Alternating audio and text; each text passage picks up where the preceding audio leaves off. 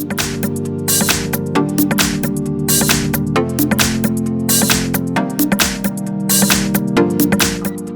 we've got OPPO A73, and let me show you how to locate IMEI and serial number on the following device.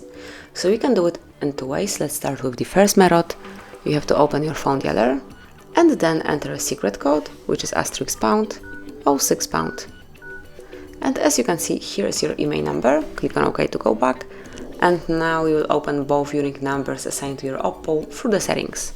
So at first you have to locate and open the settings, then find and pick About Phone tab, and here under Status you will be able to come along with both IMEI number and also serial number assigned to your OPPO. So this is it, that will be all.